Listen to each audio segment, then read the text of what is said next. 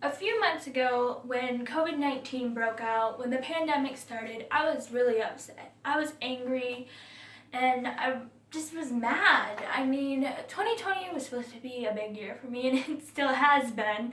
But I missed out on things like a college visit to my dream college, and I didn't get a physical graduation, and I didn't get that trip to Florida for graduation that I was super excited for.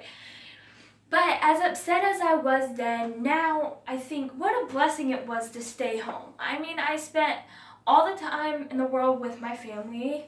My mom hadn't gotten a job yet, so I get to spend every day with my mom and my sister before I go off to college in August. And really, it was a blessing. I finally got into a habit of doing my devotions every day, and that's what led me to speaking today. There was a verse that God gave me a month ago, and it kept appearing, and He told me He wanted me to talk about it. But I was a little standoffish. I was like, I don't know if I should. So it took me a month to write it. And these past 2 days, God's been like, you really need to get this out. You really need to talk about this verse.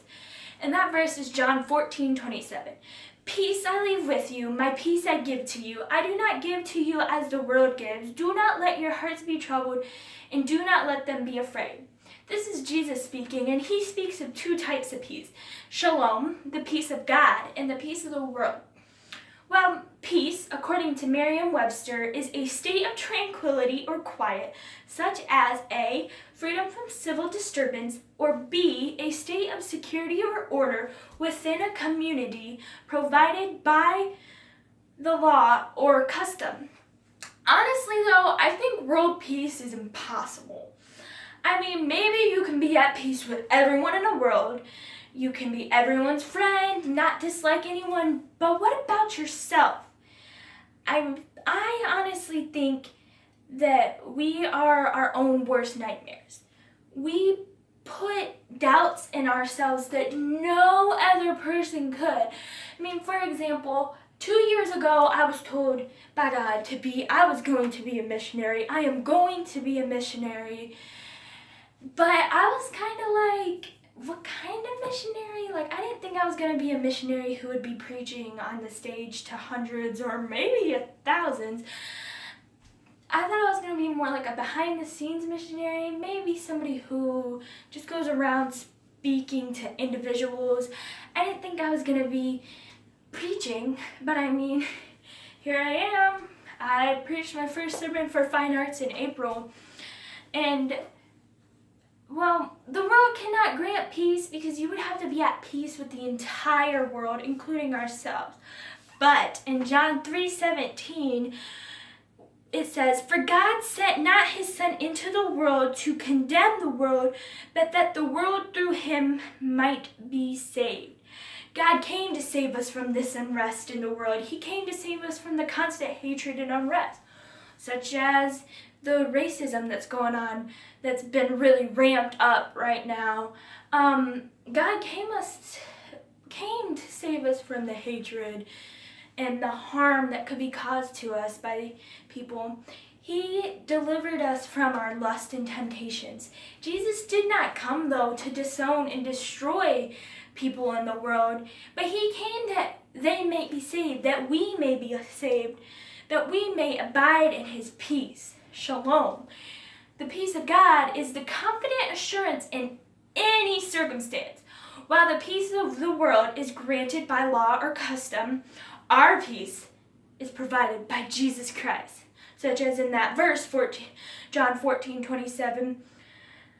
Peace I leave with you, my peace I give to you. That's Jesus' peace.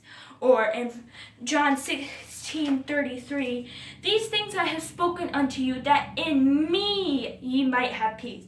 In the world ye shall have tribulations.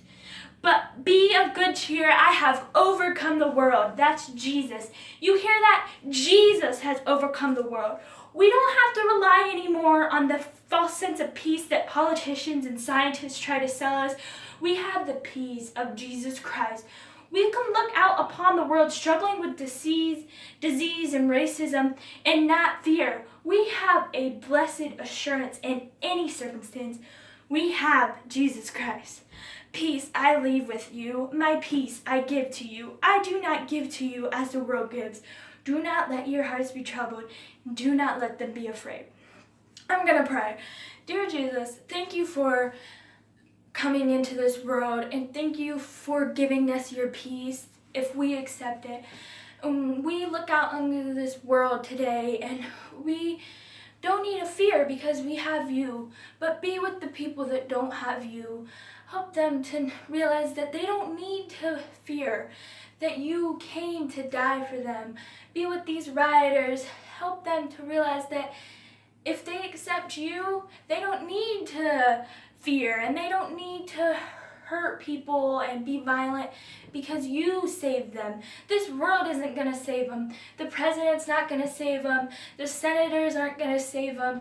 The representatives aren't going to save them, but you will, Lord. So please be with the people that are struggling today. Please, Lord. In your name, amen.